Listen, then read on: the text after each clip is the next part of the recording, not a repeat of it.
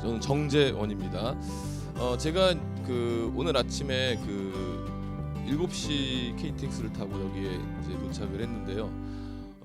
정말 많이 빨라졌죠. 서울에서 7시에만 기차를 타도 여기 아까 도착하니까 9시 반이더라고요. 2시간 반이면은 달성 군청까지 도착하는 지금의 상황들이 굉장히 많이 바뀐 거잖아요. 근데 우리는 이제 입시를 바라보면서 우리가 좀 착각하고 있는 것은 뭐냐면 세상이 이렇게 많이 바뀌었고 학생들도 굉장히 많이 바뀌었거든요.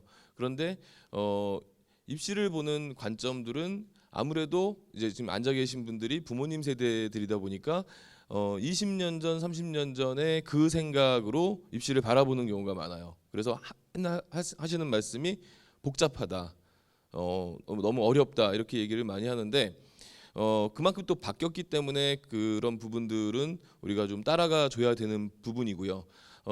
뭐 옛날이 좋다고 해서 지금 KTX를 없앨 수는 없잖아요, 그렇죠? 그래서 지금의 바뀐 부분들을 갖다가 우리가 좀 더 이해하는 시간을 갖도록 하겠습니다. 뭐 기본적인 것을 좀 먼저 보시면요, 일단 입시 환경이 굉장히 많이 바뀌었습니다. 입시 환경을 보시면 지금 대학교 1학년 학생들이 최근 내에 가장 이제 인구가 많고요. 그리고 우리 고3 학생들이 전년도보다는 적지만 지금 2학년 학생들에 비하면은 6만 명 가량이 많습니다. 보통 이제 서울 소재 4년제 대학교의 모집 정원이 6만에서 7만 명 사이거든요. 학교를 어떻게 설정하느냐에 따라 좀 다르지만 그런데 두 숫자의 차이가 이제 거의 6만 명이니까 고등학교 2학년 아이들은 지금 현재 고3보다는 조금 더 대학을 들어가는데 수월함이 있을 것으로 예상이 되고요. 반대로 또 현재 대학교 1학년들보다는 현재 고3들이 작년보다는 조금 더 마음 편한 부분이 있지 않을까 이렇게 생각을 해봅니다. 그래서 이제 소위 이제 15개 대학이라고 있어요. 학생들이 굉장히 선호하고 가고 싶어하는 대학. 그래서 너 어느 학교 다니니라고 물어보면 바로바로 대답이 나오는 대학들인데요. 이 대학들 뭐 우리 학생들은 이미 이 대학들을 무슨 시조를 외우듯이 외우고 있습니다. 그래서 서영고, 서성안이, 중경외시, 건동, 홍수까지인데 이 15개 대학을 이제 서울 지역 주요 대학이라고 우리가 많이 이야기를 하고요. 이쪽 대학의 경쟁률을 보더라도 지금 고3들은 현재 대학교 1학년들에 비해서 2대1 정도가 낮아진 그런 수치를 보여주고 있습니다. 저는 이제 고등학교 2학년 학생들이나 고1 학생들의 경우에는 설명하면서 항상 하는 얘기가 뭐냐면 인구가 굉장히 많이 줄었잖아요. 그런데 지금 중2 학생들이 더 많이 줄잖아요. 이 뒤는 굉장히 많이 주는데 그래서 이제 고1, 고2 학생들은 만약에 대학에 못 가면 재수하지 말고 특히 남학생들은 군대를 갔다 오라 그래요. 그러면 군대 갔다 오면 누구랑 경쟁합니까? 얘들하고 이제 경쟁을 하게 되는 거죠. 그래서 걱정이 없을 수도 있습니다. 이거는 이제 우리나라 사회 전반에 걸쳐서 굉장히 많은 변화를 초래할 수도 있습니다. 취업이나 이런 문제들도 지금의 관점보다는 앞으로 이 아이들이 사회 나왔을 때의 관점은 좀 많이 달라질 수가 있는 거죠. 오히려 취업자가 부족해질 수 있는 그런 상황이기도 합니다. 그런데 이제 한 가지 또 고민은 뭐냐면 입시 환경, 이거 학생 수는 줄어들었지만 학생들이 선호하는 대학은 항상 일정하고 또 학생 수가 줄어들면 대학을 더 가기 쉽다는 생각에 좀 더 높은 대학으로 쏠리는 현상이 일어나게 돼요. 그래서 지금 학생들하고 상담을 하다 보면 이거는 이제 제가 학생들하고 상담을 해보면서 한번 이 학생들이 어느 정도 수준의 학생이 어디까지 대학을 쓰겠다라고 하는가 그걸 이제 쭉 정리를 해보니까 보통 이제 일반고의 이제 상위권 학생들은 그나마 국민대, 숭실대 정도도 쓰겠다는 친구가 일부 있지만 상당수는 건대, 동대 아래는 쓰지 않겠다 이런 이제 의지를 보여주는 친구들이 많고요. 최상위권 학생들 같은 경우에는 의대, 서울대, 연고대 정도만 쓰겠다 이렇게 아예 그냥 선을 긋고 상담을 받는 친구들도 많이 있습니다. 근데 이제 이쪽을 보시면 점점 많은 숫자 일반고 최상위권 그다음에 상위권 재수생들 그다음에 전국의 자사고 상위권 학생들, 특목고, 그리고 서울 지역의 교육특구라고 하는 지역의 상위권 학생들이 계속 이쪽으로만 몰리는 현상이고, 인구는 전체적으로 주니까 아마 이쪽과 이 아래쪽에 있는 대학들은 학생들을 또 오히려 선발하기가 어려워지는 이제 그런 구조로 가게 될 가능성이 높습니다. 그래서 다시 정리를 하자면, 이 소위 말하는 15개 주요 대학은 과거에 비했을 때 그렇게 수월함은 없을 수 있다. 그러니까 아이들이 계속해서 이쪽 대학을 지원하기 때문에, 반면에 그 아래쪽에 있는 대학들은 과거에 비해서 대학을 들어가기가 훨씬 쉬워질 수가 있다가 이제 결론이라고 볼 수가 있겠습니다. 그러면 이제 그 대학에 가려면은 배치표라는 게 있어요. 배치표가 굉장히 중요하고, 또 앞서서 심주석 선생님이 얘기하셨지만 이 평상시에 수능을 대비하는 자세가 매우 중요합니다. 왜 그런가? 100분위로 이제 쭉 나열을 했는데요. 배치표가 이렇게 생겼죠. 근데 또 이제 등급으로 보자면 이렇게 이제 등급이 나눠져요. 그래서 뭐 4개 영역이 모두 1등급인 학생들이 갈 수 있는 대학 뭐 이렇게 나눠지게 되고요. 그리고 바로 또 넘기겠습니다. 이과도 봐야 되니까. 이과 같은 경우는 이제 의대가 있으니까 이제 이렇게 범위가 조금 달라집니다. 요쯤에서는 한 칸 또 내려오죠. 서성한 쪽이.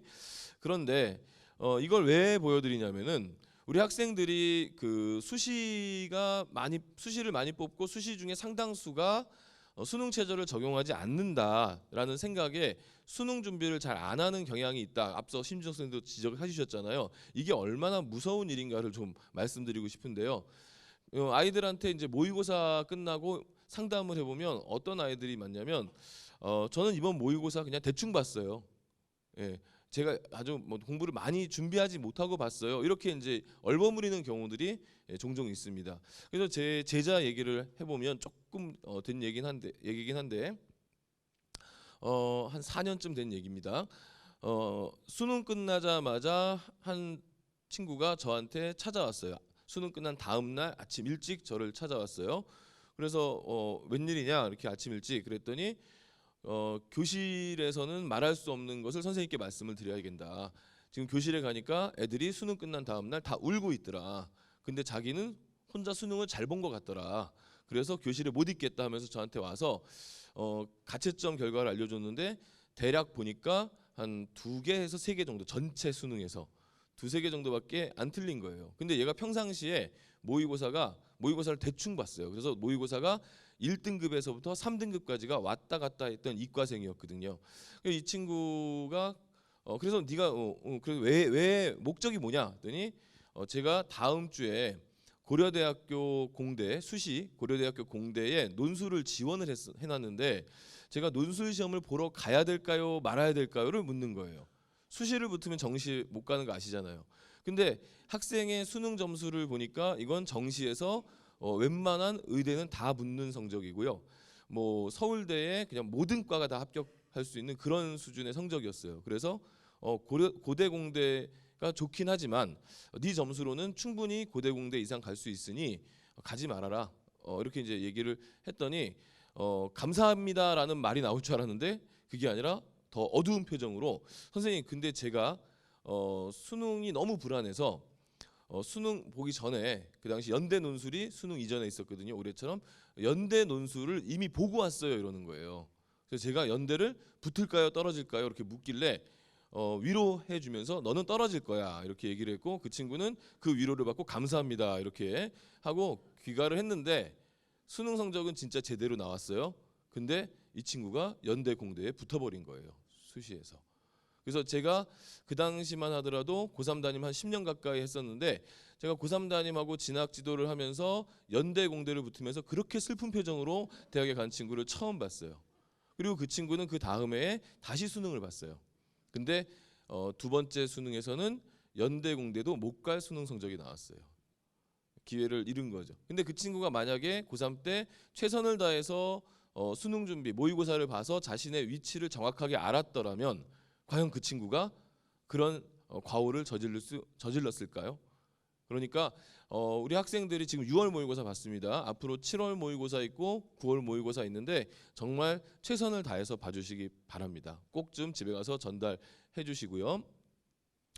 예, 그리고 또 모의고사는 또 이렇게 또 떨어지는 경향들이 있어요. 실제로 보면은 이건 이제 서울 지역 학생들이 샘플이 많으니까 서울 지역 학생들의 수능 모의고사 수능 성적을 분석한 자료인데요.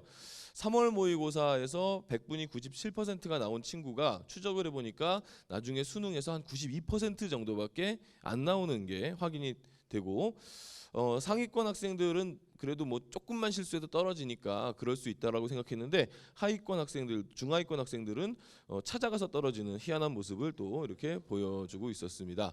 근데 이게 이제 어느 정도냐면요, 문과 기준으로 보면은 97%면은 성균관대 경영, 또 이 자연계 기준으로는 서울대 공대 정도를 쓸 수 있는 수준이거든요. 3월 모의고사 수준이. 근데 92%가 되면은 건대 인문이나 중대 공대로 가게 돼요. 그러면 다 이제 그 급수에 따라 다르겠지만 이렇게 되면 학생들이 모의고사를 봤을 때의 그 수준에서 자신의 위치를 다시 한번 좀 고민해 볼 수가 있는 거죠. 만약에 이 친구가 자기는 수시에 붙을 거라고 확신을 하고 성대 이상만 원서를 썼다면, 또는 이 친구가 연고대만 원서를 쓰고 그냥 그 정시 대비를 안 하고 있었다면, 또는 이제 수시 원서를 다 높은 대학만 썼다면 나중에 수시를 다 떨어졌을 때 만족할 수 있는 결과가 나오지 않을 수가 있습니다.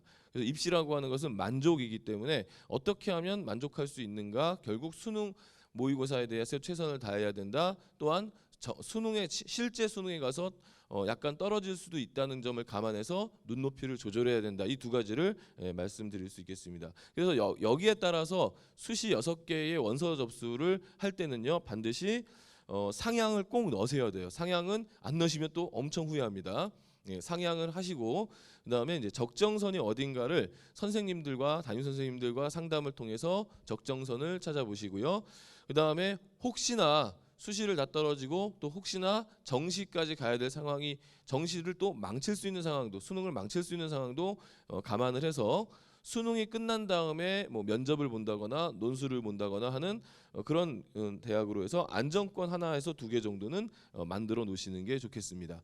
근데 이 안정권이라고 하는 게 결국 지금 정시에서 뽑는 인원이 워낙 적다 보니까 이제 정시까지 가보면요, 정시의 최고 상향 지원이 수시 안정권하고 거의 비슷한 경우가 많이 있어요. 그래서 이 안정과 적정선에서 잘 쓰되 상향을 반드시 하나에서 2개 정도는 해서 최선을 다해서 자기가 도전할 수 있는 범위가 어디까지인지는 확인하시고, 또 통과하면 좋고 안 되더라도 그 도전이 후회가 없도록 하셔야 되겠습니다.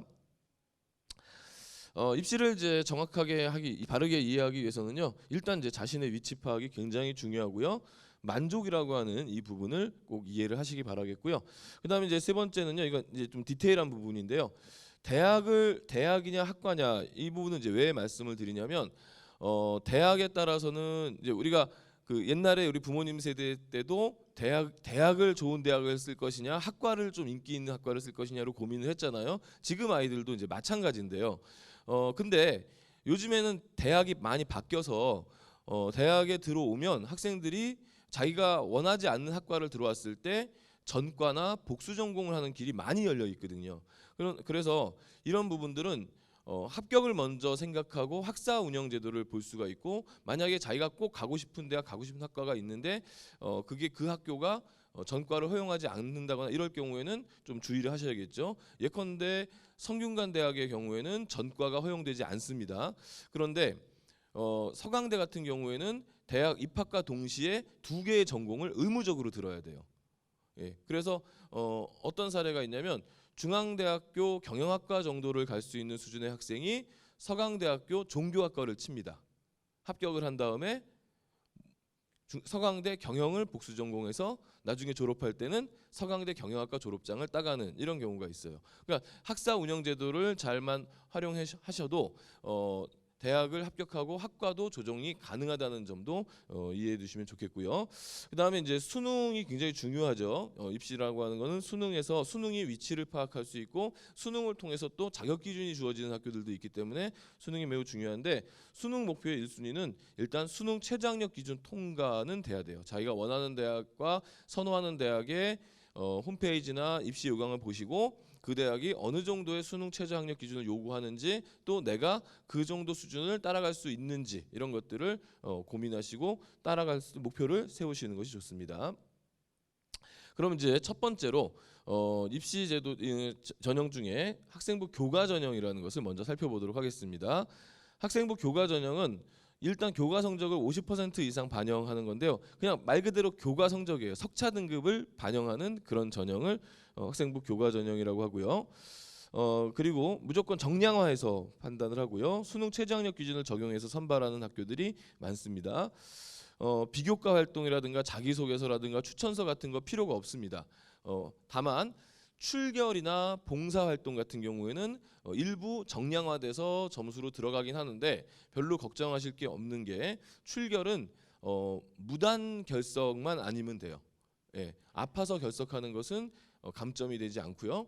그다음에 봉사 같은 경우도 보통 3년 20시간 정도면 그냥 만점 처리가 돼요. 그래서 사실상 내신 성적만 가지고 선발하는 전형이 학생부 교과 전형이다. 이렇게 이해하시면 되겠고요. 학생부 교과 전형은 그 전년도 합격선을 보고 지원하기 때문에 예측 가능성이 굉장히 높고요. 충원 합격자가 또 많고 그런 전형이 됩니다. 지금 요 표에서 보시면은 종합 전형은 충원 비율이 70% 80%대인데 교과 전형은 150%가 넘으니까 뽑고자 하는 인원이 이 대학에서 뽑고자 하는 인원이 다 빠져나가고 한 바퀴 더 돌린다는 이야기죠. 그 정도로 이제 추가 합격도 많이 배출되는 부분입니다. 그럼 이거보다는 이제 더 중요한 건 그럼 도대체 몇 등급이 가느냐잖아요. 그렇죠? 예, 그걸 보여드려야 가장 궁금증이 해결이 되는 거죠. 일단 크게 보면은요. 수능 최저를 적용하지 않는 대학이 있고요. 수능 최저를 적용하는 대학이 있어요. 수능 최저를 적용하지 않는 대학은 올해 한양대학 한국외대 서울 캠퍼스가 가장 높은 대학으로 지금 나와 있습니다. 보통 최초 합격은 작년도 한양대 결과는 1.1등급 정도가 최초 합을 했고요. 그다음에 이제 1.1등급 받은 학생은 당연히 서울대나 연고대에 중복 합격을 하겠죠. 그래서 쭉 빠져나가면서 최종 합격자는 한 1.2, 1.3등급 정도까지 합격을 했고요. 외대 서울 캠퍼스는 올해 처음으로 수능 최저 없이 선발을 하게 됩니다. 하지만 지금 2학년이 보는 내년에는 또 수능 최저를 부활하겠다고 예고를 한 상태고요. 보통 이제 서울권 대학들을 보면은 2등급 정도 선에서 합격선이 갈리게 되고요. 그다음에 이제 이쪽 최저를 적용하는 대학들을 보시면 노란색은 의과대학입니다. 그래서 지방 의과대학들이 1.5등급의 수능 최저 기준은 보통 4개 영역 중에 1등급 2개, 2등급 하나 정도. 4개 영역 중에 3개 등급합 4 정도가 되면은 의과대학의 교과 전형으로 합격할 수가 있고요. 또 이제 학교마다 조금씩 다릅니다. 뭐 5가 되는 경우 있고 3개 등급합 5가 되는 학교도 있으니까. 그다음에 이제 요 노란 거는 이제 올해 처음으로 수능 최저를 적용하는 대학들이고요. 이렇게 서울 쪽 대학들이 이렇습니다. 제가 경북대라든가 부산대라든가 이 지방 국립대를 여기 이제 뺐는데요. 왜 뺐냐면 국립대의 경우에는 학과가 엄청 많죠. 그리고 학과마다 수능 최저 학력 기준이 다 다르게 적용이 됩니다.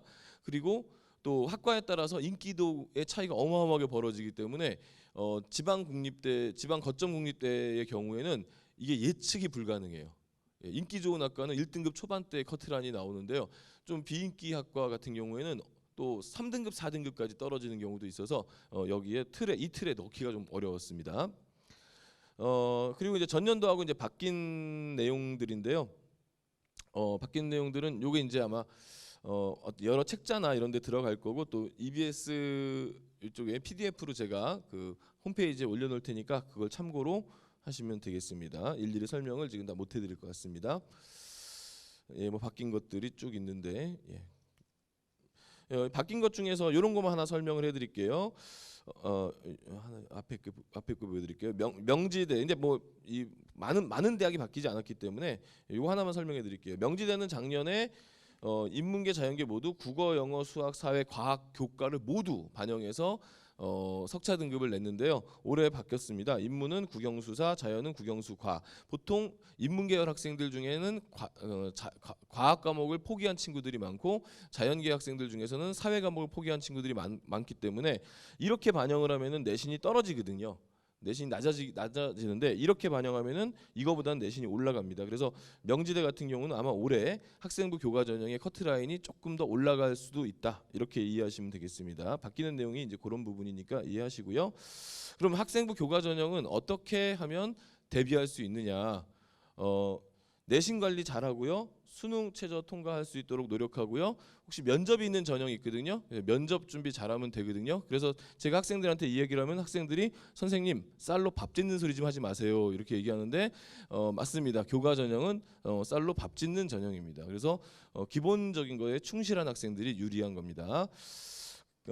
최저학력 기준도 있는데 요거는 뭐 역시 여러 자료들이나 참고하셔서 보시도록 하고요. 좀 넘어가도록 하겠습니다. 이제 중요한 거죠. 가장 많이 선발하는 학생부 종합 전형입니다. 또 이제 농어촌 지역이라든가 또 이 서울 수도권을 제외한 나머지 지역들, 특히 이쪽 영남 지역에서는 또 지역 인재 전형이라는 게 있잖아요. 그래서 이 학생부 종합 전형이 서울 지역 수도권 학생들보다도 폭넓게 적용이 되는데요. 이제 학생부 종합 전형을 이해하시려면 먼저 지금 제가 보여드리는 것을 이해하셔야 돼요. 제가 여기 계신 분들을 모두 대학교의 입학사정관의 수준으로 눈높이를 만들어 드리겠습니다. 지금 이제 두 학생이 비교가 되고 있어요. A 학생하고 B 학생이 있는데 석차 등급입니다. A와 B 학생 중에 어떤 학생이 더 우수해 보이십니까? A죠. A는 올 1등급이고요. B는 지금 2등급이 두 개가 있으니까요. 그래서 교과 전형으로 간다면 분명히 A가 우수한데요. 학생부 종합 전형은 말 그대로 종합이에요. 그러니까 학생부 학교생활기록부에 나와 있는 모든 정보가 대학에 제공이 돼요. 그러면 어떤 정보가 제공되냐면 학생이 시험 봤을 때 100점 만점 중에 몇 점을 받았나 하는 정보. 그걸 우리 원점수라고 하거든요. 그래서 원점수 정보가 들어갑니다. 그 원점수 정보를 보니까 얘기가 좀 달라질 수가 있어요. A 학생은 지금 1등급이긴 한데 2등급과 차이가 없는 근소한 성적의 1등급이에요. 그렇죠? 근데 이런 1등급이 계속 연달아 나왔어요. 이런 학생들은 주로 이제 우리가 뭐라고 얘기하냐면 전생에 나라를 구한 학생이다 이렇게 얘기를 하는데 B 학생의 경우에는 정말 아깝게 2등급이 나왔고요. 두 과목이 1등급 나온 과목들을 보니까 뭐 확실해요. 그냥 100점, 99점. 특히 그 과목도 영어, 수학 같은 주요 과목을 이렇게 잘하고 있어요. 이럴 경우에는 이제 이 원점수까지 같이 보니까 이제는 좀 보이십니까? 예, B 학생이 나쁘지 않다는 게 보이시죠? 그래서 학생부 종합 전형에서는 B 학생을 선발할 수 있어요. 그러면 이제 어떤 목소리가 나오느냐? 학교나 학생들은 쟤는 나보다 내신 등급이 낮은데 쟤는 저 대학을 붙고 난 떨어졌어요. 이렇게 얘기가 나오잖아요. 하지만 대학은 이런 부분까지 디테일하게 살펴보기 때문에 학생부 종합 전형에서는 그런 역전이 일어날 수 있는 겁니다. 또 하나 보시겠습니다. 또 이제 학생부 종합 전형은 성적만 가지고 평가하는 게 아니에요. 이런 것들도 보죠. 뭐 학업 역량이라든가 전공적 합성, 인성 발전 가능성 이렇게 네 개의 분야로 학생들의 역량을 나눠 봅니다. 학생들의 역량을 나눠봐서 학업 역량이라고 하는 게 있는데 이거는 이제 공부를 잘 했느냐의 부분이고 우리 대학교에 왔을 때 무리 없이 대학 수업을 따라갈 수 있느냐의 부분이에요. 그리고 전공적 합성은 정말 우리 학과의 전공에 잘 맞는 학생인가. 예컨대 기계공학과에서 학생을 선발할 때 똑같은 점수를 가진 친구가 있는데 점수를 살펴보니까 한 친구는 국어 성적이 높고 한 친구는 물리 성적이 높아요. 그러면 기계공학과에서는 국어 성적이 높은 학생을 뽑아야 될까요? 물리 성적이 높은 학생을 뽑아야 될까요? 물리잖아요. 그렇죠? 물리가 높은 친구를 뽑아야 되겠죠? 그런 거 갖다가 우리가 전공 적합성 또는 계열 적합성이라고 이야기를 하는 겁니다. 그리고 이제 인성 부분이 있는데요. 인성 부분은 사실은 뭐 그렇게 크게 작용하지는 않을 수도 있습니다. 왜냐하면 이 네 가지를 적용해 가지고 대학에 선발하는데 어떤 친구가 대학에 떨어졌어요. 그리고 대학에다 전화를 합니다. 제가 왜 이 대학에 떨어졌나요? 라고 하는데 대학에서 네가 떨어진 이유는 네가 아주 못됐기 때문이야. 이렇게 얘기할 수는 없는 거잖아요. 그래서 이제 인성의 부분들은 특별한 잘못이 없는 한, 특별히 문제가 없는 한 합격이 점수를 그렇게 크게 주지는 않고요. 다만 면접이나 이런 걸 통해서 정말 좀 아니다 싶은 아이들이 사실은 종종 있어요. 그런 친구들은 이제 점수가 아니라 그냥 합격이냐 불합격이냐를 결정하는 아주 큰 요소가 되기도 합니다. 하지만 점수화될 때는 그렇게 크게 나타나지 않는 거고요. 발전 가능성이라는 것은 이제 학생의 됨됨이를 보면 알 수가 있어요. 우리가 학생이 뭐 하나를 시켜도 정말 최선을 다해서 해오는 친구가 있고 또 적극적으로 뭔가를 하는 친구들이 있거든요. 그런 친구들은 이제 결국 발전 가능성이 높다라고 평가를 받게 되죠.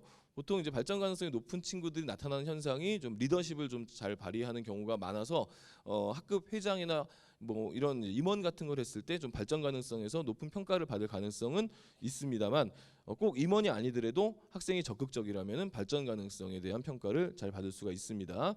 이런 부분들은 대학들이 자기들 대학의 어떤 그 인재상에 맞춰가지고 덜 반영하는 학교가 있고 더 반영하는 이제 부분이 있습니다. 그래서 학교들마다 좀 다른데요. 이건 또 무조건 또 이렇게 객관화된 건 아니고요. 제가 이제 모의집 요강 같은 걸 통해서 이제 찾아낸 그런 부분들입니다. 대학들마다 좀 차이가 있죠. 상명대 같은 경우에, 성신여대 같은 경우에 학업 역량을 좀 덜 보되 나머지 부분들을 많이 본다거나 이런 거고요. 숭실대 같은 경우는 전공적 합성 쪽을 많이 보고요. 예, 중앙대 같은 경우에는 여기다 하나 추가를 해가지고 5가지 요인을 하나 더 보는 거죠. 그러니까 성적이 아무리 우수하다 하더라도 나머지 부분에서 부족함이 있으면 떨어질 수도 있는 거고 성적이 조금 부족해도 고르게 점수를 딸 수 있으면 합격할 수도 있는 거고 이제 이런 학생부 종합전형이라고 하는 게 이렇게 또 대학의 평가의 기준이 대학의 인재상에 따라 달라질 수도 있습니다. 학생부 종합전형에 대해서 이제 상당히 많은 오해를 또 하시는데 여기 이제 오해하는 것들을 제가 모아가지고 한번 올려봤는데 이런 질문을 많이 해요. 학급 회장이나 뭐 총학생회장 같은 임원을 하면 유리한가요? 이렇게 얘기하는데 이건 유리할 수도 있고 뭐 유리하지 않을 수도 있는데요. 일단은 역으로 이제 이렇게 질문을 해볼 수 있죠. 그래, 네가 학급 회장을 했는데 학급 회장을 통해서 너는 4가지 역량 아까 얘기했죠. 학업 역량, 전공적 합성, 인성, 발전 가능성 이 4가지 역량 중에 네가 학급 회장을 통해서 경험했던 것을 토대로 어떤 역량을 키워왔니라고 되물었을 때 답할 수 있으면 유리한 거고요. 답할 수 없고 그저 저는 차렷 경례만 했습니다. 이러면은 의미가 없어지는 거예요. 독서도 마찬가지예요. 독서도 얼마나 몇 권을 했느냐가 중요한 것이 아니고 독서를 통해서 내가 이 4가지 역량 중에 어떤 분야를 성장시켜 왔는가 이런 부분들이 중요한 부분이고요. 과제 연구도 마찬가지고요. 그다음에 이제 진로 희망 사항하고 지원 대학의 모집 단위 학과죠, 학과.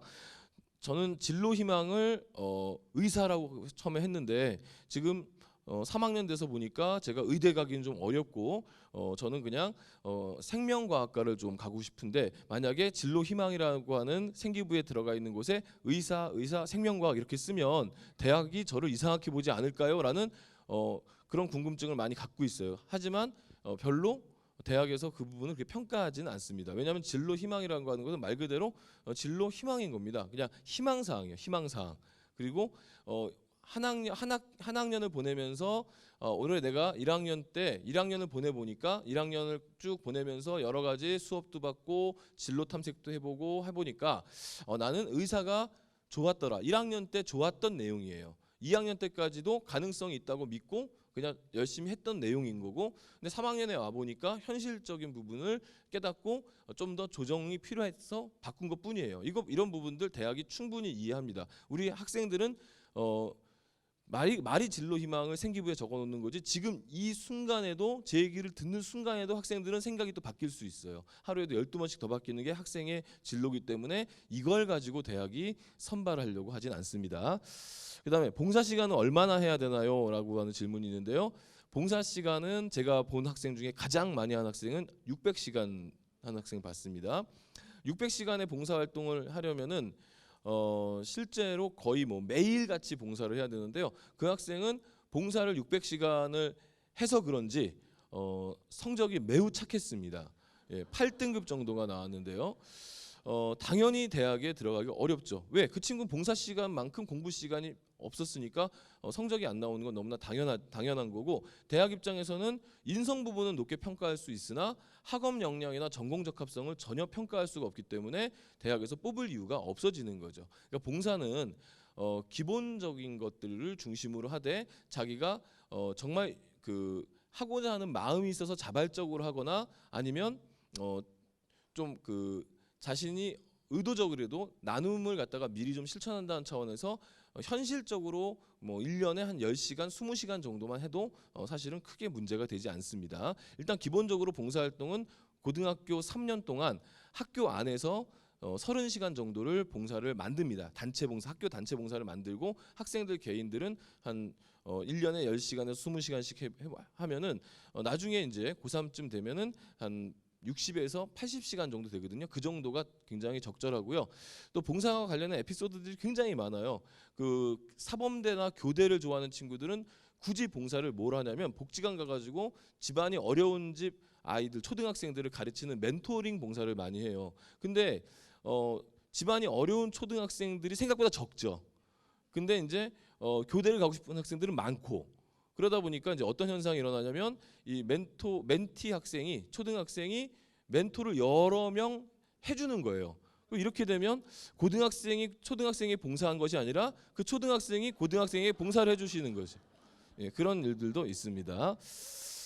그다음에 이제 그래 봉사 너무 무리하지 마시고요. 그다음에 대학 전공과 연관성이 높은 동아리, 물론 연관성이 있어 보이는 동아리가 있어요. 뭐 이런 물리 실험반은 물리학과하고 굉장히 연관성이 있죠. 하지만 고등학교의 교육이라고 하는 것은 꼭 어떤 특정한 전공을 위해서 존재하는 건 아니거든요. 그렇기 때문에 대학도 이 부분을 잘 알고 있고요. 그래서 관심사만 잘 갖고 있으면 되는 거고 또 동아리에서 예를 들어서 그 경제 동아리를 하고 경제 동아리를 한 친구가 기자가 될 수도 있잖아요. 그러면 경제 전문 기자가 될 수도 있는 거잖아요. 그럼 꼭 그 방송반 한 친구가 또는 신문반 한 친구가 기자가 될 필요는 없는 거고. 그래서 이 동아리는 꼭 전공과 연관성 있는 것은 의미가 별로 없고요.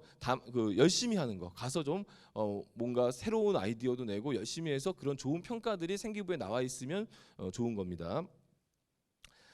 그다음에 이제 자기소개서를 좀 말씀드리는데요. 자기소개서는요. 합격 자기소개서라는 거 없어요. 이거 뭐 어디 가면 합격 자기소개서 컨설팅 해가지고 뭐 몇십만 원, 뭐 몇백만 원짜리도 있다고 하고 뭐 스카이캐슬이 진실이다 아니다 뭐 이런 공방들이 있는데 실제로 합격한 아이들의 자소서는 있지만 합격을 할 수 없는 아이가 자소서를 잘 써가지고 합격하는 경우는 없습니다. 예, 저처럼 키가 그렇게 크지 않은 사람이 키가 크려면은 키높이 구두를 신어야 되겠죠. 하지만 언젠가 발각이 되죠. 그렇죠? 똑같습니다. 자소서를 포장만 잔뜩 해봤자 본질은 바뀌지 않기 때문에 자소서에 너무 목매이실 필요는 없고 학생이 활동한 팩트들이 있으면 그 팩트들을 대학에 잘 설명할 수 있는 정도면 됩니다. 지금 보여드리는 자소서는 지양입니다. 그러니까 하지 말아야 될 겁니다. 그럼 어떤 부분들을 좀 우리가 주의해야 되느냐? 자소서는 크게 학습 경험, 그다음에 교내 활동, 그리고 나눔, 배려, 갈등 관리 등을 세 가지를 질문하는 게 자소서의 기본 틀이에요. 이 틀에서 이제 많이 지금 현재 고3 학생들은 아마 한 학기 지났으니까 1학기 동안에 한 번에서 두 번 정도 숙제로서도 한번 자소서 썼을 거예요. 그럼 어떤 게 많이 나오냐면 가장 많이 나오는 게 첫 번째 자기는 사교육을 안 받았다라는 걸 강조하는 친구들이 있어요. 사교육을 안 받았다라는 것은 왜 이것을 쓰지 말아야 되느냐? 사교육을 받았는지 안 받았는지는 대학에서 판단하기가 좀 어렵죠. 예. 어떻게 압니까? 뭐 자기가 안 받았다 받았는데 안 받았다고 뭐 거짓말할 수도 있는 거고. 그래서 대학에서 판단하기 어려우니까 별로 관심이 없어요. 그리고 오히려 내신도 안 좋고 수능도 잘 안 나오는 친구가 저는 사교육을 받지 않았습니다. 이러면 이 자식 차라리 받지 이런 이제 안쓰러운 마음을 가져줄 수가 있겠죠. 그리고 이제 두 번째 이게 제일 중요한데요. 영어 성적이 뭐 4등급에서 2등급으로 향상됐다. 등급이 올라갔어요. 이거 쓰면 되는 거 아니야? 이렇게 생각하는데 등급이라고 하는 것은 상대평가거든요. 상대평가. 그러니까 우수한 학생들이 잔뜩 있는 집단 속에서 내가 공부를 하다 보면 나는 열심히 해서 잘했음에도 불구하고 등급이 안 올라갈 수도 있는 거고, 그다음에 공부를 못하는 아이들과 같이 이렇게 속해 있는 집단에 있다면 내가 조금만 노력해도 등급이 잘 나오는 거죠. 그러니까 등급이라고 하는 거, 그러니까 막말로 얘기해서 등급이 잘 나오려면 나보다 공부 잘하는 애들을 없애버리면 되는 거거든요. 그러니까 이 등급이 잘 나온 것에 대한 정보는 이 학생의 학업 역량을 파악하는 정보하고는 좀 다릅니다. 제가 이제 숙제를 내줘요. 아이들한테 숙제를 내주면 독후감 같은 걸 내주잖아요. 그럼 어떤 친구들은 줄거리 쓰고 자기 느낀 점 쓰는 친구가 있고, 뭐 일반적인 거죠. 어떤 친구들은 비슷한 포맷을 갖고 있는데 자기의 느낌을 쓰기에 앞서서 다른 사람들이 그 책을 어떻게 봤는지 서평들을 막 찾아봐요. 찾아봐서 거기에 누구는 이렇게 보았지만 나는 이렇게 보았다. 이게 학습 경험이에요. 확장되는 거.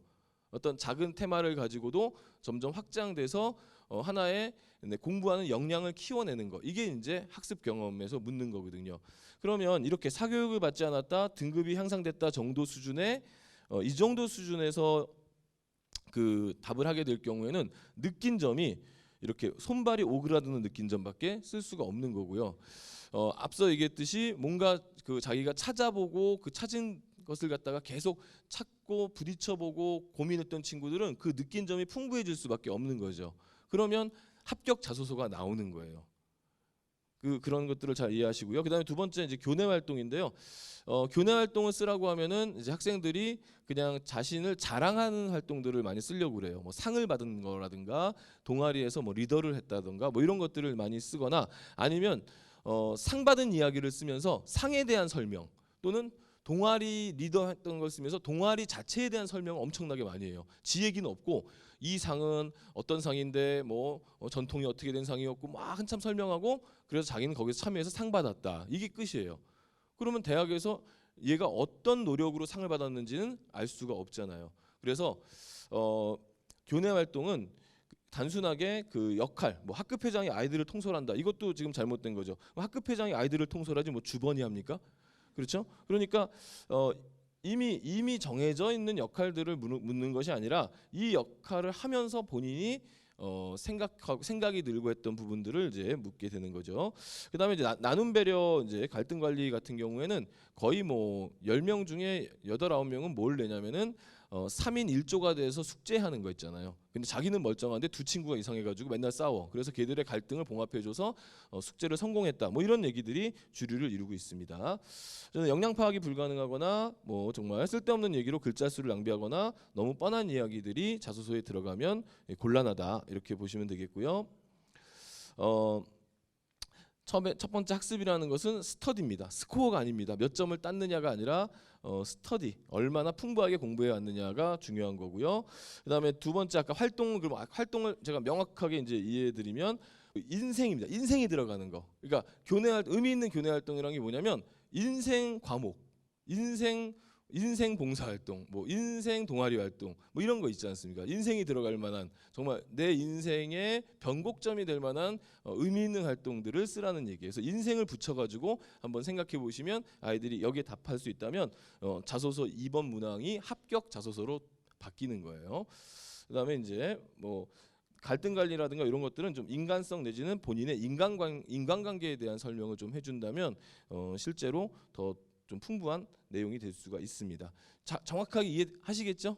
네, 스터디, 인생 두 가지만 기억하셔도 됩니다. 아이들한테 꼭 좀 전달해 주시고요. 자기소개서 4번 문항이 있는데요, 아주 재밌습니다. 뭐 그냥 평범한 문항이 있는데요, 이 독자적 문항 중에 이 고려대학교 문항이 아주 재밌어요. 고려대학교 문항은 고려대학이 학생을 선발해야 할 이유를 대라요. 난감하죠. 뭐라고 되나? 근데 여기서 고대가 묻고자 하는 것은 뭐냐면 자신의 활동 가운데 어떤 것을 팩트로 어떤 팩트를 대학에 던질 것인가를 선택하는 능력을 묻는 거예요. 선택의 능력이에요. 이걸 한 단계 더하는 곳이 어디냐면 카이스트죠. 작성하고 싶은 내용을 자유롭게 써봐라. 정말 어렵거든요. 그러니까 자신을 돌아볼 수 있을 때 이런 내용들이 나올 수가 있어요. 그리고 정답은 없습니다. 근데 과감하게 던지면 돼요. 예. 그래서 자소서 4번 문항을 통해서 선택의 중요성, 선택하는 능력 이런 부분들을 꼭 좀 키우시기 바라겠고요. 자기소개서 금기사항인데요. 학업기획서라고 그러면은 대학교 1학년 때는 뭐 할 거고 2학년 때는 뭐 할 거고 해서 무슨 시간표 작성하듯이 하는데요. 그렇게 할 필요 없고요. 그다음에 아부성 발언, 무슨 명문대학 어쩌고저쩌고 아부성 발언이 있는데 굳이 그럴 필요 없고요. 그다음에 자기도 이해 못하는 미사오구 같은 거, 사자성어 같은 거 남발하시면 안 되고요. 이게 최악인데요. 뽑아만 주시면 이 대학에 뼈를 묻겠다. 예, 뼈를 묻으면 안 되죠. 대학은 졸업을 해야죠. 왜 뼈를 묻습니까? 예, 이런 표현은 곤란합니다. 그다음에 이제 면접도 되게 중요하거든요. 대학 입시에서 요즘에 면접이 굉장히 많아요. 그러니까 학생부 종합전형뿐만 아니라 교과전형에서도 면접이 들어가는 경우가 많이 있는데 이 면접은요 이렇게 보시면 돼요. 지금 그 김서류와 이면접 학생이 있는데 김서류 학생은 서류 점수가 높아요. 뭐 성적도 좋고 더 좋았나 봐요. 반면에 이제 이 면접 학생은 한 마이너스 10점 정도 되죠. 근데 면접을 이 면접 학생이 5점 잘 봤어요. 그러면 총점에서는 당연히 김서류가 앞서는 것처럼 보이는데 대학에서는 그렇게 반영을 안 해요. 대학에서는 서류 50, 면접 50 이런 식으로 반영을 하거든요. 그러면 이 비율로 이것을 녹여서 넣으면은요. 이 면접이 역전을 했어요. 50% 면접 50% 들어가면 면접 잘하는 아이가 서류나 성적 좋은 애를 역전해 버립니다. 그리고 40%만 돼도 역전이 가능해요. 근데 이제 30%가 됐을 때는 조금 더 면접을 잘 봐야만 역전이 되기 때문에 지금은 대학들이 대체로 이쪽을 많이 활용하고 있습니다. 근데 이 면접이라고 하는 것은 그 면접 기간, 면접을 앞두고 뭐 보름 정도 연습한다고 되는 게 아니에요. 그래서 고3이라 하더라도 발표 수업이라든가 이런 것들이 있거나 아니면 집에서라도 혼자 또는 부모님 또는 친구들하고 계속 연습을 해줘야지만 이 면접 연습이 됩니다. 특히 남학생들은 면접 연습이 굉장히 많이 필요합니다. 왜냐하면 남학생들은 평상시에 쓰는 단어가 가 뭐 이 정도밖에 없잖아요. 그러다가 육하원칙에 입각한 말을 쓰려면은 굉장히 어색하고 힘들 수밖에 없습니다. 그래서 제가 모의 면접을 진행해 보면은 여학생들은 보통 이제 서류 확인 면접 많이 하거든요. 분명히 이 활동이 좀 미진해서 활동한 것 같지가 않아서 그 부분을 꼬치꼬치 캐물으면은 여학생들은 자기의 관점으로 상대방의 질문을 유도해서 답을 해요. 그래서 안 했는데 한 것처럼 답을 하는 반면에 남학생들은 분명히 한 것 같은데 몇 번 질문을 던지면 마치 안 한 것처럼 답을 하는 경우가 많이 있습니다. 그래서 이런 부분들 연습을 좀 잘 시켜주시기 바라겠고요. 면접 유형은 크게 두 가지입니다. 서류 내용을 확인하는 면접이 있고 이렇게 문제를 푸는 면접이 있어요. 문제를 푸는 면접은 일부 대학에만 진행이 되기 때문에 크게 걱정하실 필요 없고 서류 확인 면접인데요. 서류 확인 면접이 의외로 복병이에요. 왜 그러냐? 생기부나 자소서 같은 걸 보고 이제 답을 해주시는 그 질문거리를 찾는 건데 자소서는 본인이 쓰니까 괜찮은데 생활기록부는 선생님들이 쓰시잖아요. 근데 우리 선생님들이 너무 착하세요. 그래서 우리 선생님들이 가급적이면 학생들을 긍정적으로 보시려고 굉장히 애를 쓰세요. 그래서 생기부에 만약에 좀 더 노력이 필요하다라고 표현이 돼 있으면 그건 정말 엄청난 노력이 필요한 학생을 얘기하는 거고요. 그리고 또 학생들이 작은 일을 했어도 굉장히 큰 일을 한 것처럼 칭찬해 주시는 게 선생님들이에요. 따라서 학생 본인은 모르는데 선생님이 칭찬을 해버렸는데 이것을 대학에서 물어볼 때가 있어요. 네가 이 부분이 탁월하다고 선생님이 얘기하셨는데 어떤 상황을 보고 선생님이 얘기하신 것 같니? 라고 하면 애는 아무 생각이 없는 거죠. 예, 그런 상황들이 벌어지기 때문에 면접 보러 가기 전에 자기의 생기부를 한번 검토하는 것도 중요합니다. 예, 뭐 수능 뭐 최저학력 기준이 이렇고요. 예, 몇 개 없습니다. 이게 뭐 거의 대부분이고 지방 국립대는 또 학과마다 또 다르게 적용되는 경우가 많이 있습니다. 제출 서류는 이제 보통 자기소개서 학생부하고 자기소개서인데요. 추천서는 점점점 줄어들고 있어요. 추천서 역시 선생님들이 계속 칭찬 일변도로 했기 때문에 대학에서 평가하기가 어렵다고 합니다. 그래서 자기소개서만으로도 평가를 지금 하고 있습니다. 학종을 실패하는 공통점은요. 내신 성적만 좋다고 해서 되는 건 아니고요. 아까 보셨죠? 4가지 역량이 고르게 나와야 되고요. 활동만 많다고 해서 역시 되는 것은 아니고요. 또 워낙 준비된 학생들이 많은 학과들이 있어요. 예컨대 경희대학교 같은 경우에는 작년에 대부분의 학과가 15대 1 정도였는데 생명과학과는 생명이 되게 그 준비를 애들이 많이 하거든요. 왜냐하면 개구리 해부하고 뭐 이런 실험 같은 게 많으니까 준비를 많이 하는데 작년에 경희대 같은 경우는 다른 과에 비해서 엄청 높았거든요. 49대 1이었어요. 예, 그러면 우수한 학생들도 떨어질 수가 있는 거죠. 그다음에 성의 없는 자기소개서 1000자 쓰라고 했는데 300자로 끝내는 이런 경우가 종종 있습니다. 그다음에 이제 면접 대비가 부실하거나 지원 전공에 대한 관심이 없이 그냥 좀 비인기 학과고 경쟁률이 낮으니까 썼다가 제대로 걸리게 되면은 좀 낭패를 보게 되죠. 그래서 이제 제가 아는 제 제자 중에 하나가 원예학과를 썼는데 원예학과를 쓰면서 자소서에다가 쓸 게 없으니까 맹그로브 숲을 어디서 주워 들었는지 자기가 앞으로 맹그로브 숲을 뭐 연구해서 지구의 환경 뭐 이런 내용을 쭉 자소서를 썼어요. 근데 이 친구가 1단계를 붙었고 면접장에 갔는데 면접에 들어온 교수님 중 한 분이 맹그로브 숲으로 박사학위를 받으신 분이 들어온 거예요. 예, 그래서 굉장히 난감하게 최초합에선 떨어졌던 그런 사례가 있었습니다. 나중에 추합으로 붙긴 붙었어요. 예, 그래서 면접을 하려면은 관심도도 많이 갖고 있어야 되고 제대로 된 관심도가 있어야 된다. 이렇게 이제 보시면 되겠고요. 학생부 종합전형의 변경 사항들인데요. 뭐 학생들이 느낄 때는 큰 부분은 아니에요. 선생님들이 이제 체크하셔가지고 보시면 도움이 좀 되고요. 예, 그렇습니다. 이건 빨리 찍으시면 바로 넘어가도록 하겠습니다. 예, 또 대학교들 또 넘어가겠습니다. 논술입니다. 논술. 이거는 이제 80년대 어떤 대학의 모습입니다. 한가한 대학의 모습인데 작년 12월달에 이 대학이 이렇게 됐어요. 예. 논술은요 합격률이 5% 미만이거든요. 그러니까 더 놀랍고 무서운 사실은 이 가득 차 있는 아이들 중에 이 대학에 붙은 애가 별로 없다는 거예요. 예. 그런데도 불구하고 논술은 해야 되느냐 말아야 되느냐 여러 가지 고민이 있는데 저는 제 제자가 물어보면은 하라고 그래요. 왜 하라고 하느냐?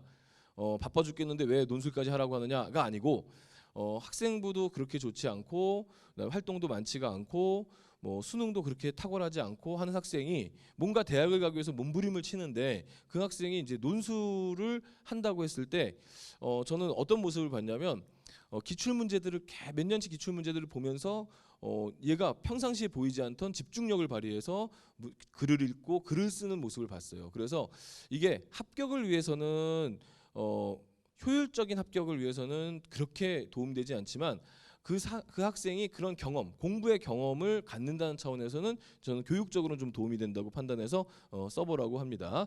근데 이 논술이라고 하는 것은 원래 이제 자신의 주장들을 펼치는 글이 글로벌 스탠다드고요. 우리나라에서는 그저 시험입니다. 예, 한국에서는 시험입니다. 그럼 시험은 뭐냐? 시험은 결국 변별력을 갖추게 되는 거고요. 이 변별력은 우리가 무엇을 통해서 알 수 있냐면 대학에서 제공하는 가이드북이 있어요. 이 가이드북을 보시면 상세히 나와 있습니다. 가이드북에는 이렇게 어떻게 몇 점부터 감점이 되고 어떤 부분이 득점이 되는 걸 아주 상세하게 나와서 논술을 준비하는 학생들은 한 3년치 정도의 기출 문제를 풀어보고 그리고 채점 기준을 맞춰보면은 어느 정도 감이 잡히는 경우가 있어요. 그래서 생각보다는 아이들이 허수가 많아서 그 확률이 떨어지는 거지 꼼꼼하게 준비한 친구들은 의외로 또 합격하는 게 논술입니다. 논술은 수능 최저 기준이 굉장히 높아요. 뭐 이렇게 뭐 의과대학 같은 경우에 4개합 5 뭐 이렇게 있고요. 보통 2등급 2개 정도를 요구하는 경우가 상당히 많이 있습니다. 확인해 보시면 되겠고요. 예, 넘어가도록 하겠습니다. 근데 이제 논술 최저학력 기준을 적용하지 않는 대학들도 있어요. 연세대학교는 올해 최저학력 기준을 없애기로 했고요. 건국대학은 적용하기로 했는데 연세대학이 논술에서 최저학력 기준이 없고 내신도 거의 반영하지 않는다고 하니까 지금 난리가 났어요. 그래서 연세대학에서 그 예상하기는 아마 논술 보러 10만 명 정도가 오지 않을까 이렇게 예상을 하고 있고 이것 때문에 이제 다른 대학들이 연세대 보고서 무슨 임진왜란 준비하냐 뭐 이렇게 지금 놀리고 있습니다. 예. 논술 변경 사항도 이제 뭐 체크해 두시면 되겠고요. 뭐 자연계 같은 경우에 유형이 변한 학교도 있고 뭐 하니까 체크해 두시고요. 예. 빨리 찍으시고요. 예. 그러면 넘어갑니다. 예. 예. 학교들. 요건 이제 다른 자료를 구하기가 어려워서 혹시 제가 만든 자료라 혹시 필요하시면은 보시라고 말씀드렸고 이제 수능입니다. 수능은 앞서서 심주석 선생님이 너무 열심히 설명을 해주셨는데 정말 개념이 중요한데요. 사실은 이제 지금 수능을 완벽하게 준비하기는 참 시간적으로 그렇게 많은 시간이 있지는 않습니다. 그런데 공부라고 하는 것은 뭐 옛날이나 지금이나 한 번쯤은 한 번쯤은 아주 좀 극한의 고통을 좀 경험하면서 공부를 할 필요는 사실은 있어요. EBS-I에 보면은 이제 공부하는 학생들의 이야기가 나와 있는데 EBS-I의 어떤 학생은 고등학교 2학년 1학기까지 그 수학을 잡지 못했던 학생인데 이 친구가 겸손한 마음으로 자기가 수학을 어디서부터 못했을까를 찾아 나가요. 그랬더니 중학교 2학년 때부터 흔들렸다는 것을 알고 중2 수학 문제부터 다시 풀기 시작해서 결국 수능에 가서 수학 100점을 받았다는 그 학생이 사례가 있고요. 그래서 만약에 안 되면 기본으로 돌아가라. 이게 이제 수능을 잘 볼 수 있는 하나의 방법이라는 거고요. 그 다음에 개념이 이해 안 되는 게 많죠. 과학 같은 경우 정말 어렵고 또 저는 이제 세계사를 가르치는데 정말 일본 사람들 이름 외우기가 진짜 어렵거든요. 근데 이제 그런 부분들은 결국 반복해야 되거든요. 반복하지 않으면 익숙하지 않고 익숙하지 않으면 외울 수가 없게 되는 건데 EBS-I에 나온 겁니다. EBS-I에 어떤 대학교에 의과대학을 다니는 학생에게 그 학생이 물리를 굉장히 잘한다는 소문을 듣고 EBS 측에 찾아가서 질문을 합니다. 그래서 어떻게 비법이 뭐냐 알려달라고 하니까 이 친구가 아주 무시무시한 얘기를 했어요. 한 권의 물리 참고서를 딱 꺼내더니 제가 이걸 몇 번 읽었을까요? 라고 이제 되물었고 기자가 답을 못하니까 저는 이 책을 50번 읽었습니다. 이렇게 얘기를 했어요. 저는 진짜 충격을 받았거든요. 왜냐하면 의대생이에요. 의대생 머리가 좋을까요? 나쁠까요? 좋겠죠. 그렇죠? 의대생 머리가 좋겠죠. 근데 그 머리 좋은 의대생이 물리 교과서를 50번 읽었다고요. 근데 우리 아이들 이렇게 공부하는 거 보면은 어떻습니까? 책 한 권이라도 제대로 읽었을까요? 그렇지 못한 경우가 많죠. 부분적으로 발췌해가지고 좀 읽거나 시험 기간 중에 읽은 거 가지고 나는 왜 물리가 안 되지? 나는 왜 이 과목이 안 되지? 하는 경우가 많이 있거든요. 그래서 저는 그래서 항상 EBS 강의를 가면 이 부분을 반복해서 좀 읽어라 이 부분을 좀 많이 강조하는 편입니다. 그리고 이제 쉬운 이제 응용되는 쉬운 책을 가지고 공부하는 법을 얘기하는 거고요. 수능 뭐 이거는 이제 고3들은 이제 여기만 필요하고요. 이제 2학년하고 1학년이 좀 수능이 좀 달라집니다. 그래서 특히 이제 1학년 같은 경우에는 수능이 문이과 없는 수능으로 이제 바뀌게 되고요. 2학년의 경우에는 이제 3학년하고 1학년의 중간 형태의 이제 수능을 보게 되는데 뭐 이미 이제 얘기가 많이 나왔으니까 2학년 같은 경우 지금 기하 벡터가 빠져 있고요. 그다음에 고1 같은 경우에는 이제 선택 과목이 확률 통계 미적분 기하 중에 셋 중에 하나를 선택을 하게 돼서 수리 가형 나형이라는 개념이 없어지게 됩니다. 그다음에 이제 탐구도 과탐 사탐의 개념이 없어지고 자기가 원하는 과목 2개를 선택해서 시험을 받는 방식으로 바뀌는데 여기 고3들이니까 이거 넘어가겠습니다. 탐구 과목을 이제 선택하는 방법인데요. 뭐 이미 다 선택했고 준비를 많이 했기 때문에 한 가지 말씀드리면 지금까지 탐구가 안 나온다. 작년부터 열심히 했는데 안 나온다 하더라도 그 탐구를 붙드는 것이 좋다는 얘기입니다. 잦은 교체는 폭망의 지름길이다. 이게 탐구의 진리입니다. 그래서 탐구 과목이 안 나온다 하더라도 끝까지 그 과목을 극복하려고 노력하는 게 필요하다는 거고요. 넘어가겠고요. 아까 심지석 선생님이 잠깐 얘기했지만 탐구 과목 그 1등급 받기 어렵다고 그랬잖아요. 지금 보시면 1등급 커트라인이 50점 만점에 50점이에요. 작년도 결과예요. 그리고 이제 여기 사회문화가 어려웠거든요. 3점짜리 하나 엄청 어려웠거든요. 그래서 3점짜리 하나 틀린 것까지만 또 1등급이 나옵니다. 자연계는 조금 이제 널널하죠. 약간 보면 왜냐하면 킬러 문제가 있고 또 워낙 자연계 공부가 어려워요. 그래서 자연계 쪽은 과탐은 조금 더 한두 개 정도 틀릴 수 있는 여유가 있긴 합니다만 그래도 탐구는 거의 다 맞는 것을 목표로 준비를 해야 된다라는 점이고요. 그다음에 영어도 아까 이제 심지어 선생님이 잠깐 얘기했지만 이 대학마다 이렇게 영어 반영 방법이 달라요. 근데 환산점으로 반영하는 데가 있어요. 정시에서 환산점으로 반영하는 대학은요. 이 자체가 중요한 게 아니라 환산점으로 반영하는 대학은 2등급만 나와도 또는 3등급만 나와도 피해가 크다. 이겁니다. 예. 영어 절대 평가에서 2, 3등급이 나오면 피해가 큰 대학이고요. 그다음에 가산점으로 반영하는 대학이 있거든요. 가산점으로 반영하는 대학은 학교에 따라서 피해가 큰 대학이 있고 피해가 크지 않은 대학이 있다. 서강대 같은 경우에는 하나 틀려도 1점 정도. 그다음에 가톨릭대 의대 같은 경우는 0.5점 정도밖에 감점이 안 되니까 등급이 낮아도 별로 큰 문제가 없지만 성균관대 같은 경우에는 2등급과 3등급 차이를 5점 정도를 줬기 때문에 이것은 가산점을 주는 대학들은 케이스 바이 케이스다 이렇게 보시면 되고요. 그다음에 감점하는 대학들이 있거든요. 감점하는 대학들은 거의 영어 반영이 높지 않은 거예요. 그래서 서울대 같은 경우를 보시면은 지금 4등급을 받아도 점수를 1.5밖에 감점을 안 해요. 그리고 아까 이제 연고대 아까 비교했잖아요. 고대 같은 경우에 지금 2등급을 받아도 마이너스 1점밖에 감점을 안 하고 3등급을 받아도 마이너스 3점만 감점을 하잖아요. 근데 아까 잠깐 보시면 연대 같은 경우에는 5점 뭐 이렇게 감점이 폭이 크잖아요. 그래서 이제 아까 심지석 선생님이 연고대 얘기를 한 거고요. 서울대는 이 덕분에 사실은 4등급 받은 영어 4등급 받은 학생이 서울대를 붙은 거예요. 이게 신문에 났었잖아요. 거기 댓글 보니까 뭐 별 얘기가 다 있는데 이젠 서울대도 끝났네 뭐 이런 얘기도 있었어요. 근데 그거는 이제 입시를 잘못 이해하고 계시는 거고 저는 4등급 받고 붙은 학생을 봤어요. 예. 수학을 다 맞고 영어 4등급 받아서 붙었는데요. 더 놀라운 것은 그 친구가 현재 다니는 과에 마음에 들지 않아서 재수를 했는데요. 재수해서 영어가 5등급이 나왔어요. 예, 근데 또 서울대 또 붙었어요. 예, 아주 놀라운 경험이었습니다. 예. 일단 이제 마무리를 좀 하도록 하겠습니다. 이제 수시 권장 사항인데요. 이거 등급별로 좀 나눠봤어요. 이건 다른 데서 공개 안 하고 달성군에만 특별히 공개하는 자료입니다. 진짜입니다. 예. 이제 보시면 이제 1에서 1.5등급 대 학생들은요. 이제 그 아까 제가 처음에 많이 달라졌다 그랬잖아요. 분위기가. 그러니까 KTX가 보급된 것처럼 아이들도 상당히 달라졌고 대학 입시도 많이 달라졌는데 이제 수능이 이제 잘 나오는 학생, 이 성적보다 수능이 더 잘 나오는 학생, 이 성적대보다 못 나오는 학생입니다. 이건 뭐 잘 나오는 거야 뭐 상관이 없는데요. 수능 이 교과 성적 때보다 수능이 좀 안 나올 경우에는요 학교의 폭이 이렇게 넓어요. 네, 서울대도 쓸 수도 있지만 중경외시까지 쓰게 되고요. 밑에 보시면 2등급 때까지도 서울대도 쓸 수 있지만 건동, 홍숙, 지방교대, 지방 거점 국립대 비인기 학과까지 써요 아이들이.